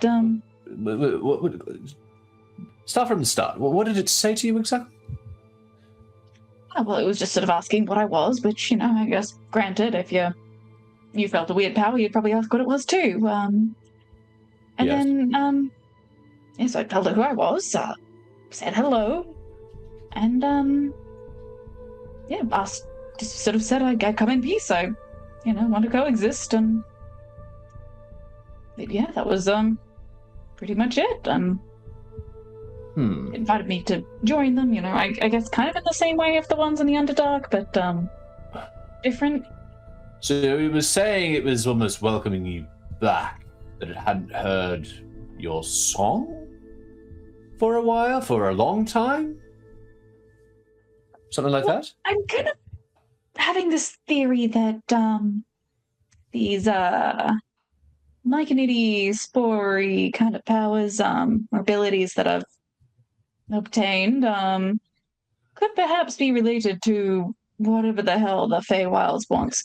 That is what I was thinking. Yes, if this song got so strong that it ended up in the Feywild, it would stand to reason that perhaps it was cut off, so to speak, and somehow you ended up with it and brought it back. Or they were trying to keep it contained one way or another, but Lyra, well, you were told by your teacher in the Feywild that this was The magic of decay, the magic of the spores was a special magic only the Fae could access. That it was not to be used outside of the Feywilds, really. That it was a special connection the Fae had, and talked about it like it was alive in a way. Interesting. Does this mean that you, Lyra, also have a world-ending being inside or attached to you in some way as well? Because that's... World ending is a bit harsh. I'm just wants to grow, man. Just recycle nutrients back into the ecosystem. Let's not get carried away. And restore things back to balance. What's wrong about that? Well, whether they want to or not is another question entirely, but... Depends what they mean by balance. Some things think balance is all decay. Some things balance is all death. It's good to know what they understand balance is. Is there any word of advice I can give? I will say, Lyra, the thing you do need to remember and keep in mind is that the Circle of Decay druids, you want to be very careful using the words like decay with druids in it, just because of their history on Nostea. The Circle of Decay have been banished and destroyed. I mean, the Circle of Wildfire was created specifically to burn their corruption from the face of Nostea. It was the druids that could control blights, created blights, really awful shit. I'd be very careful throwing those words around. And for Grim too, you would know this as well. Like referring to Lyra in any way as a druid of decay would get her killed in some places. Just flat out, she would be killed. There are some druids that would not stop until she was destroyed, including one of your companions who's not with you right now, but would not be okay if they thought you were manifesting the powers of decay. You're not. You know that this is different. This isn't the decay the druids were using, because they had to give up their wild shapes completely. It was a part of some pact or something. You're not quite sure of the details, but whatever it was, they ended up, most of them, carving out their own hearts and replacing them with these like infested briar hearts that allowed them to create and control blights. Bad time in Nostea's history. Bad time. But they're gone now. There are none left. What you are is something different. Well, I mean, less decay in like that kind of like more of decay in like the natural, yeah. I guess consumptive decay. Yeah. I mean, decay is necessary. You can't get rid of the decay. Druid of the Spores is fine. Like if you use that, it's the name of the subclass, and it also does not have the connotations that the Circle of Decay or the Druids of Decay have on Nostea. You're super safe with that. I mean, super safe. As a druid, I mean, I thought decay is just a part of nature, right? It's natural. It occurs in the world, so I don't see it as a negative. Well, I mean, tell that to those other druids, I suppose. But well, that's a bit extreme. Accelerated decay is different. That seems a little bit, yes, perversion of the sort. Unnatural decay. Yes, exactly. Unnatural decay. Leave that to necromancers. They were pretty close to necromancers. So the question is there anything else you would be doing during this journey? All of you may benefit from a short rest if you have not already done so. I've already done perfect. You may mark off the short rest. If there's anything else you'll be doing during this rest, let me know now. Otherwise, I will jump ahead to your arrival at the old log house, the old log cabin around the back of the island. The old docks. There was only really one thing, and it's been such a long time that I can't remember this NPC, which is really bad. My cousin, what was my cousin's name? Not Nick's, the other one. So. That would be Soren. Soren! Good man, sorry. I was trying to remember what the last correspondence I had with Soren was. It was something along the lines of like, Nix and Soren were waiting on some sort of like Owlin force in like the elemental planet air. And I think they were either wanting to go and see where they were, or were waiting. They were looking to make contact again. Now that the ways are open, they were speaking about making contact with the elemental plane of air. And your uncle and your teacher had you're not really sure of the details, but there was something with him as part of blocking that or stopping that or making that harder for them. You're not sure of the full details on it. Yeah, so my teacher is basically around but not confirmed, and my uncle is on the run, and we still don't know where he is. Correct. Because I was just thinking, I've kind of come to a mutual agreement with Soren, where it's like, kind of, yeah, I'll help you, you help me.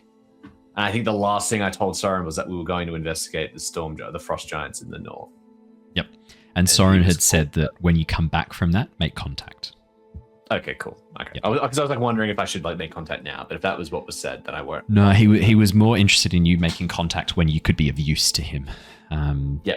If you're running around dicking about with frost giants, that's less exciting for him. Their main concern was what was happening with the cloud giants. Well, I say concern, but like you know that the cloud giants have threatened the Owlin of the Eris Theocracy and the Aarakocra basically evacuate. Just like, we've bought land, we're just gonna move. They were very like, oh, yeah, that's cool.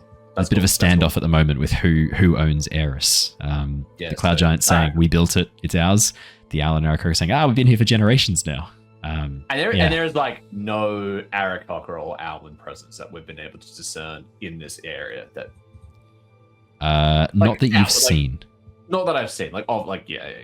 There was a messenger tower in Scostal, but it wasn't manned. And if there was an Owlin and Aarakocra, they weren't in the Longhouse, so you're not sure. I mean, it would stand to reason. Like even skilled messenger guild members would probably struggle in the storm. Like I don't think. Oh man, Niles yeah. It's well below freezing. It's not good flying weather. Yeah. Cool. All right. Niles feels somewhat reassured by that. Not needing to worry about that sort of thing. Yeah. Perfect. Well, in that case, Lyra. I would send that message to Mira. Perfect. What was the message? 22 Let me pull odd that up again. words. Traveling to Lysheim in secret, searching for allies against Devil Corrupted, giant leader, ice portal to 7th Hell, unsure how to proceed, any help welcome. As you send that, there is a moment, and then the response from Mira comes through. Man, she's on her phone. She's just like right there. Chronically on the setting stuff. Well, she doesn't have a choice. It's transmitted into her brain. She has to respond. Yeah. She has to. There's no like. I mean, you don't know what she's doing at this moment. She could be in the middle of a council meeting. She could be taking a shit. You don't know. But as you beam this information into her brain, there's a moment as she probably is thinking of a reply and picking her words, and then you get the following reply from Mira. And I'll have to be careful with my words on this one because obviously I'm improvising this in the moment. Can't reply taking a shit. Cool. Yeah. On the shitter. 2 minutes. It's a real big one. Excuse the reverb in my message. It's a strain. There's a moment and then a response. Continue mission. Close portal. Kill any devils. We will be there as soon as we can. Okay. Cool. Oh, I've got enough. Sending help on Dragonback. Yarmouth, my boy! Are we gonna see Yarmouth? I hope we Ease. That'd be fucking sick. I love Yarmouth. What a cool character. Oh, I'll share that to the others.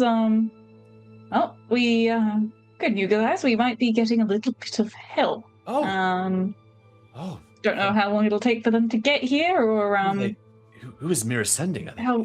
Which guild members? Well, possibly Yervith. I mean, she mentioned someone on Dragonback, so That's more than a little bit of help. That's a lot of help. Yervith, the Dragon Warden. I've heard of his exploits. He was only a recent member of the Tempest Guild, but his impact was felt. The only thing for you guys to keep in mind, that storm, still no joke, even for a dragon. Yeah. Yeah. Which is one of the reasons why the guild has not sent more help. If Eleanor is summoned as a white dragon or a silver dragon, much more compatible with the cult. Yervith becomes the limiting factor at that point. I think he does get the resistance to the same. They get the resistance. Yeah. I was going to say they share the resistances. I mean, in that moment, as you think this through, that probably makes sense why Yervith is the only one coming at this point. He's the only one who could potentially get through. This storm is bad news. It is not like this is a real problem. There's certainly no airships that are going to be getting through. The airships work on temperature inversion to create the runes that create the lift and the thrust are also using temperature and modifying temperature. They would not work. The airships would fall out of the sky. I mean, yeah, granted, it's not his favorite terrain, but he is used to operating in extreme environments. So I think he would be a pretty good candidate. And we're pretty sure that this storm is being caused by the portal, right? 100%. I think at this point you guys have figured out that the storm isn't a storm per se. It's just it's not a natural storm. It's literally just the natural climate the window open. It's the climate of Cania bursting through and like mixing. Like Cania is at like minus 100 degrees Celsius at all times. There's a perpetual blizzard over the surface of it. It's just what happens when you mix the freezing cold air of Cania with the ambient air temperature of Nostea, which is at like even up north like 10 degrees. That storm is just the temperature differential and the freezing cold bursting through the portal. Niles probably sensing a bit of a lull in the conversation and maybe just sort of, as a bit of comfort, he'll get out his alchemy jug and be like, do we feel like wine or beer? I'm more of a wine person myself. You're Anything that's not mayonnaise, I suppose. I could probably pour us all a little wine. If that's, I don't mind a little bit of wine. Something a little bit nice. We're going into some hostile territory. I thought it would be nice if we were able to enjoy a little drink beforehand. No, sounds nice. I've got some whiskey in a flask. If anyone wants something a bit stronger. Oh, yes, certainly. That sounds good, Cassius. It's proper orcish whiskey. Put hairs on your chest. Or feathers on your beak, I guess. I've heard stories about the last time someone that got into the orcish whiskey and wound up with several tattoos, and they went on an adventure on a sailing ship. Sounds like a good night. night. A wild night, apparently. Yeah, perfect. I think we should all have some orcish whiskey. That does sound quite nice, actually.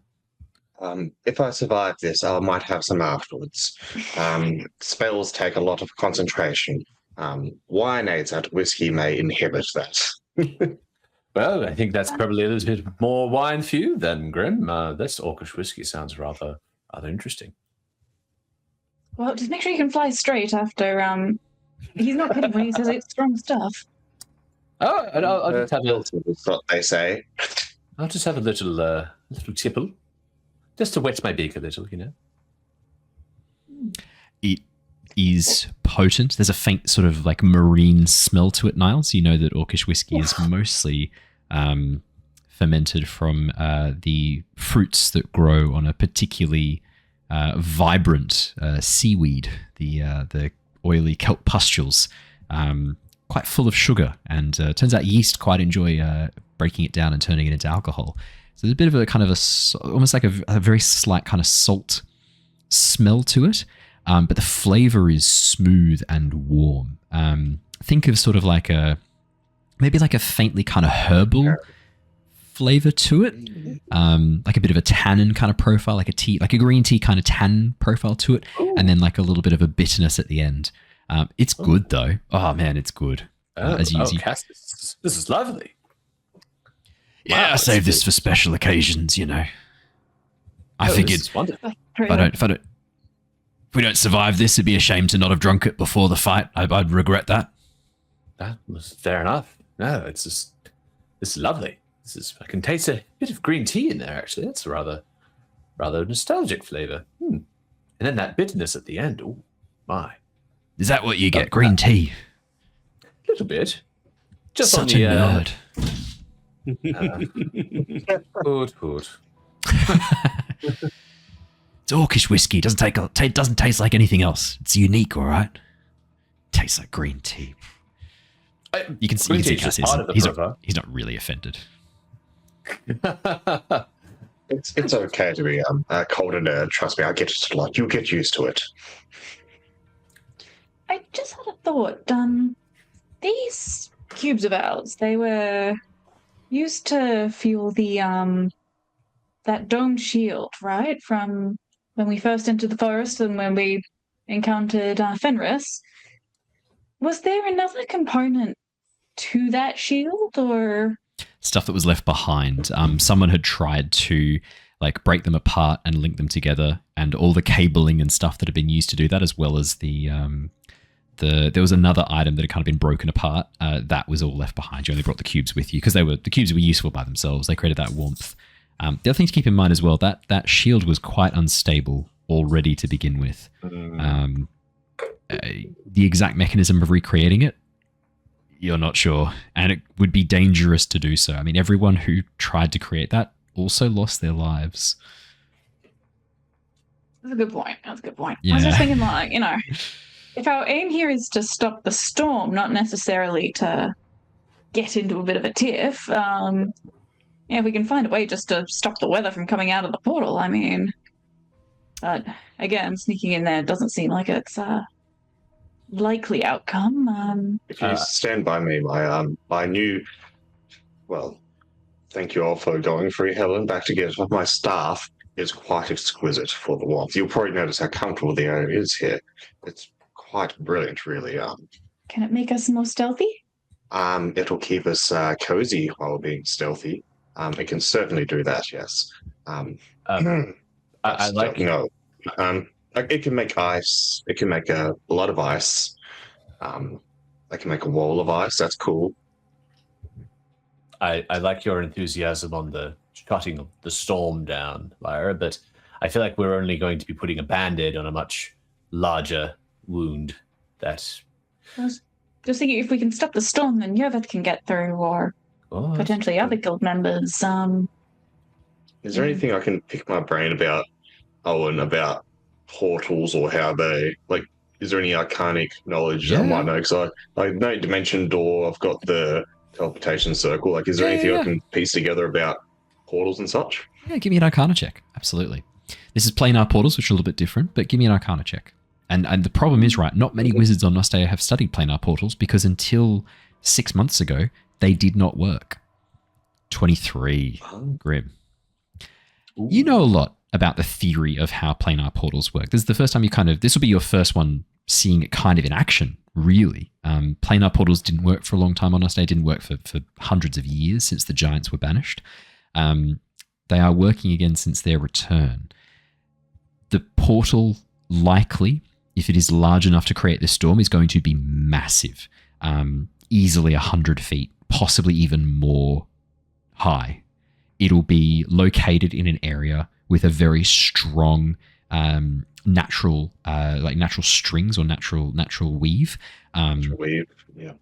So this location that Svindal has described, this place of contemplation and I don't want to say holy, but like kind of like a holy site for the Jarls to kind of sit. This place of great importance. Clearly, there's like a magical component to this area as well.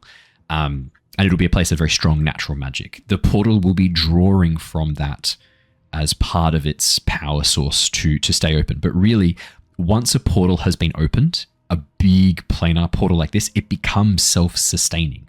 The border between the two realms, that friction point, generates a lot of energy. Enough sometimes, if they're big enough, to stay open indefinitely. That is what's known as a break, a planar break, or a planar fracture. To create one of these requires an insane amount of magical energy. We're talking beyond a 9th level spell in terms of the actual power required to do this. So what was done here has not been created by one person. This will have been many people working together, possibly using some magic item as well.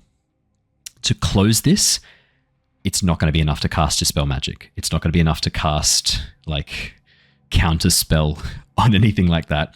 You're going to need to find the anchor, the item that was used to first create this, and you are going to need to break it. It is going to need to be destroyed.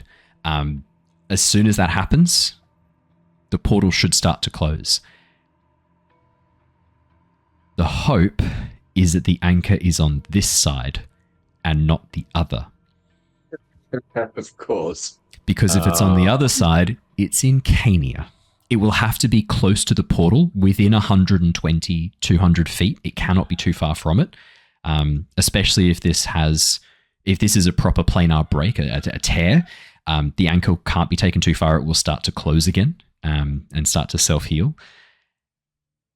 Again, really hoping it's on this side of the portal. With a 23, if it's not, you're going to need to go through into Cania and bring it back with you unless you want to get stuck there. So like when you went to thought about the weave, you said the strings, so I can tell you've been playing a low bass chair again. Yeah. I almost said Jaws strings, and I was like, fuck. Yeah, so the place of strong planar weave. But yeah, essentially what you're going to need to do is locate this item. It will be fairly large. It will be very saturated in planar magic. It will be detect magic will be very clear. There will also be signs to those of you who use magic. This thing will feel. There'll be a feeling of power to it. As you get closer to it, you will feel this and know it. You'll be able to recognize what it is. It'll be something that stands out, something that feels off, like a vibration in the air, like a smell of ozone, a tingle. There'll be something about it that is wrong because it is channeling so much energy through it and keeping this portal partly open. I'm going to assume that like Grim is just explaining this all to us. Yeah, it's like my mouth's open. This is me reciting. So in that case, then I'll talk like this when I give you the information. Does that sound amenable to you? Yeah, so they're rather amenable. I mean, if we have to go through to Cania, then I guess it's a good thing we all got the staff together. So that would be rather helpful. Does this anchor need to be connected to something like a giant tech, or could it be anchored to anything? Any object? The anchor is the object. The anchor is the object. It will be rather large, I'm guessing. When you say rather large, are we talking like as in large in comparison to us, or carryable on someone's person, or like say, giant large? Bloodred leader? Large in comparison to giant us. After large. Yeah, it'll be giant. What's it'll that? be large in comparison to us. It could be, for the giants, a normal-sized object. I always think in reference to myself. Can I ask Sindal, has the leader of the Blodren, has he left the side of the portal, say, since it opened? As in, he's gone more than, say, 200 feet away from it, as far as you're aware? Yes, he has, but he's always made sure it's well guarded. He has left the site many times. Is there an object power at this location where the portal is that seems to emanate some sort of I would not know. I have not been there. It is not the place that we are allowed to go. It is meant to be only for the Jarl, but I know that he has some members of his inner circle allowed in, which is already a break from clan tradition. But I have never been in there. What about this Freyna? Freyin the Volca, she would not have been allowed in either. No, Freyin would not have been allowed there. Well, I have about what it could be. It seems. We're assuming it's even on this side. Well, I was thinking in terms of this Blodren. What sort of spectacle would it be if it was his throne, perhaps? An object of power? Large. What better way to, I suppose, enamor your fanatics further by showing them some sort of empowered object? Grim with the 23. Throne makes sense. It's the object, the anchor, has to be something that is in the dimension. It could be in either dimension, but it has to be something in the dimension where you're tunneling to. And it would have to be something that is of that dimension, has to be of that place. I mean, the throne at the center of Lysheim. Where you're tunneling to. The anchor is what you breach and hold onto. Throne could make sense. If the tunnel came from Cania to here, to Nostea, the throne would make perfect sense. But if the tunnel came from Nostea to Cania, then the anchor's in Cania. Right. The portal is like just sort of from what we've seen in the dreams, like the portal creation, the dream with the fire giant volcano, sort of on how they made the gates and everything. The gates are a bit different, but if the similar technology was used to create this, then the anchor is going to be in Cania for sure. Yikes! Well, let's hope it's a devilish in design. Yes. I'm thinking how we break something that big. I have Fireball. If it's in Cania, it'd be cold. That'll be helpful. That could do something. Any other ideas, perhaps? I could punch it. The idea of going to Cania. Punch it could work. Yeah. Actually, that's simple but effective. I've seen you punch a lot. I'm sure you can make a lot of that. Except we can't just break it. If it's in Cania, we can't just break it. We've got to try and bring it back with us, otherwise we'll get stuck. I don't think it's... We might have time. Would I know, Owen, if, like, anchors are broken, is there like a... Quick, we have like a minute until the garage door closes and we have to jump under or something. There is time. There is time between the breaking of the anchor and before the portal closes. It is directly proportional to how big the break is, this dimensional split, this dimensional break. If it is, let's say, as large as a giant, it's seconds. If it's, you estimate this is hundreds of feet tall. We're talking maybe a minute tops before it begins to break down. But the problem is, leaping through an unstable portal, the results are mixed where you land. There is no guarantee you land in the target plane, and certainly no guarantee you land at the same destination in the target plane. You could just as easily be scattered across Nostea. And there have been reports, Grim with a 23, reports of strange effects on time when you jump through unstable portals. All the planes move at different speeds. Part of a portal's job is to connect them and synchronize the time. Because in our world, in our homebrew world, all of the planes are planets, which means that depending on the star that they are orbiting, time moves differently on them.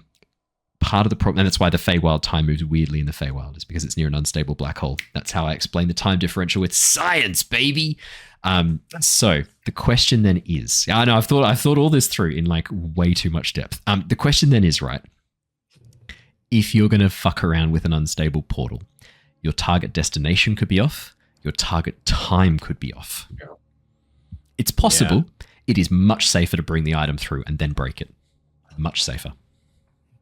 Or say these things. Break it from the other side of the portal. There are spells that could work, Grim. Shatter's pretty good. Yeah. You're breaking magic items. Shatter's not bad. Yes. I mean, Lyra, you are... I do not have Shatter.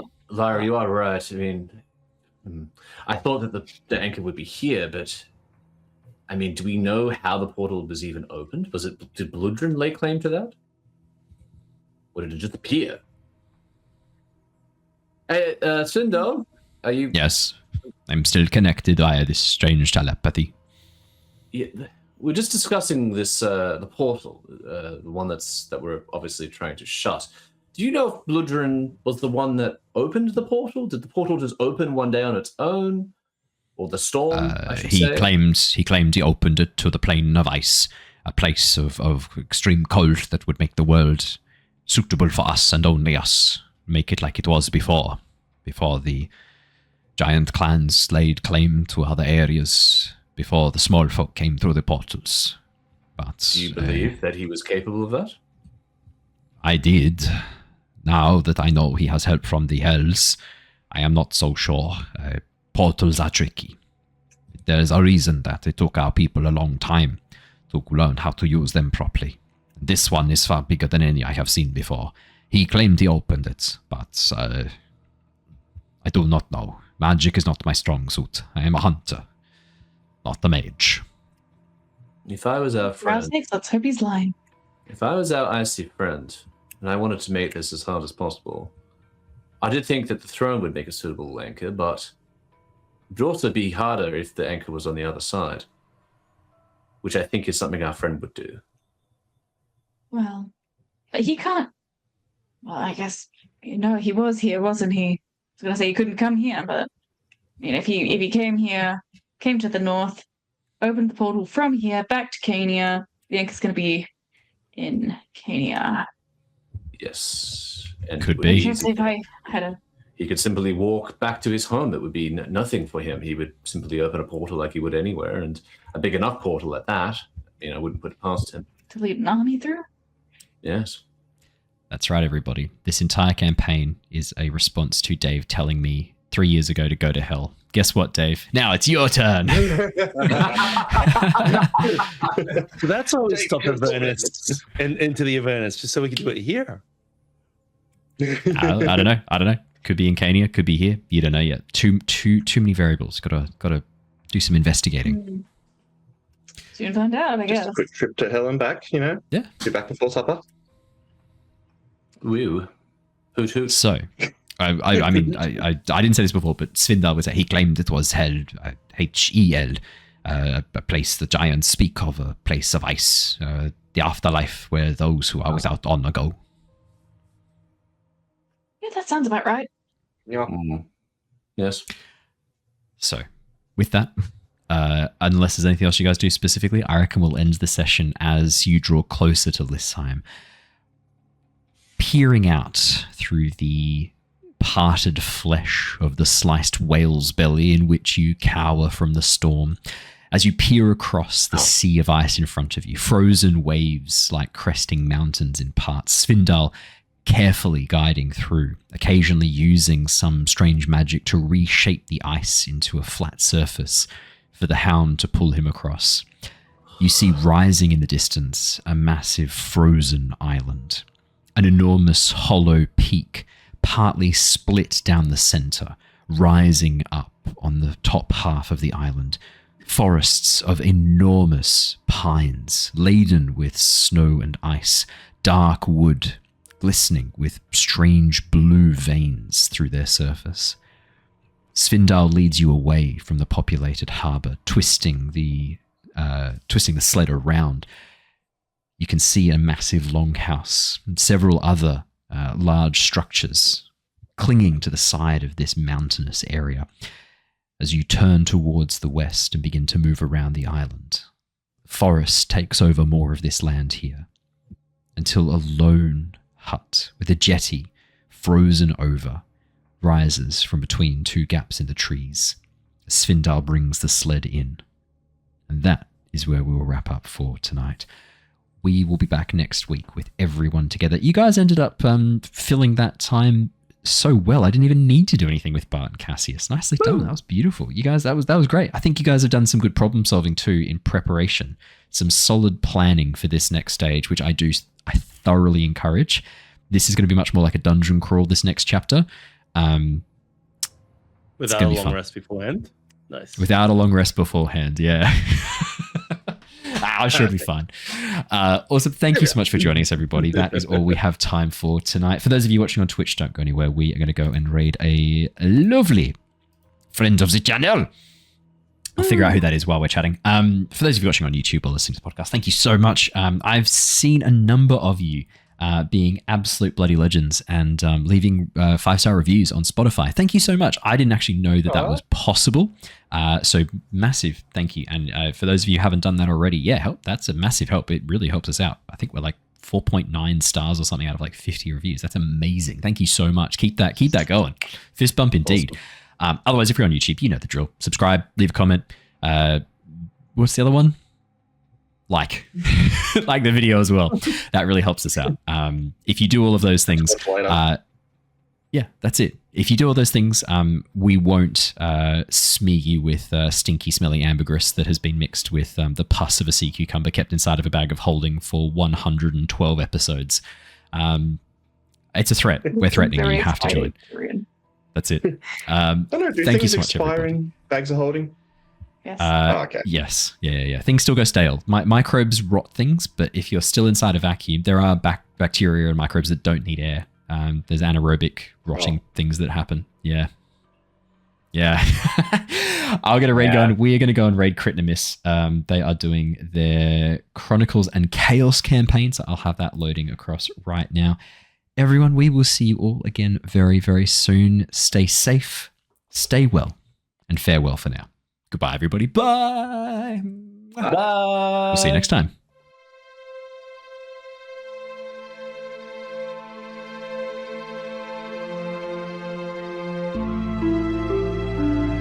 Thank you.